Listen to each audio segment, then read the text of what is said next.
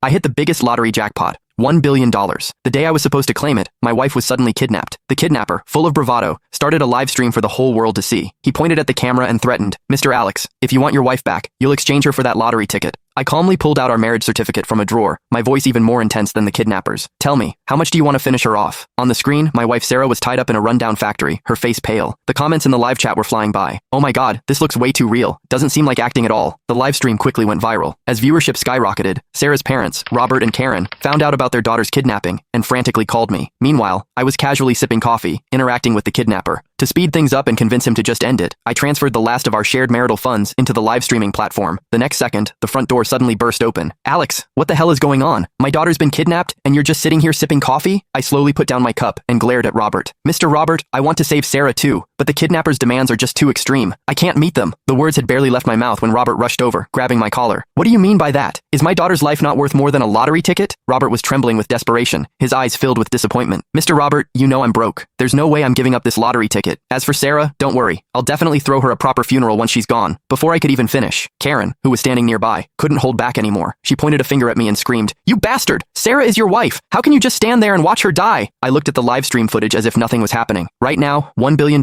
is definitely more important to me than your daughter's life. Just then, in the live stream, Sarah yelled my name at the screen. "Alex, I'm pregnant. If you don't want 2 lives lost, hand over that lottery ticket now." At her words, the comments exploded again. "What? They're kidnapping a pregnant woman? That's absolutely sick. Ugh, this poor woman. It's been so long, and her husband still hasn't done anything." Exactly. Money can be earned back, but if you lose your life, you really lose everything. As the live stream comments kept flooding in, the kidnapper grew visibly excited. He held up his phone with one hand, while the other grabbed Sarah's hair and forced her to the ground. A heart-wrenching scream for help immediately echoed through the video. "Honey, save me!" Sarah struggled to lift her head, her gaze fixed on the screen, tears still glistening in her eyes. The live stream audience was horrified by the scene, frantically pulling out their phones to call the police. Karen, seeing her daughter's miserable state on screen, stumbled and nearly fainted beside me. "Alex, did you hear that? My daughter is pregnant." I quirked an eyebrow. "So what if it's a kid? Once I claim my prize, countless women across the country will be lining up to have my babies." After a few more screams, the kidnapper's eyes were blazing red as he stared at the screen. "Mr. Alex, I'm giving you 1 hour to decide. Money or your wife and child." Mid-sentence, he suddenly grinned. "Oh, and I should warn you, I'm not a very patient man. Every 10 minutes, I'll chop off one of your wife's fingers until she bleeds to death." I sighed softly at my phone screen. "Don't bother with the fingers. Just go straight for the head. There's no way I'm giving you that lottery ticket. Forget about it." I turned to Robert and Karen. "I don't think you two need to worry too much. The police might have already located the kidnapper by now. Even though the live stream's IP address showed it was outside the country, the police might still find him." But Robert slammed his hand on the table. "Alex, everything you have now, you owe to our family. What right do you have not to save my daughter?" He wasn't wrong. The Roberts weren't super rich, but they were far better off than me, a guy who came from humble beginnings. Even my current job was thanks to Robert's connections.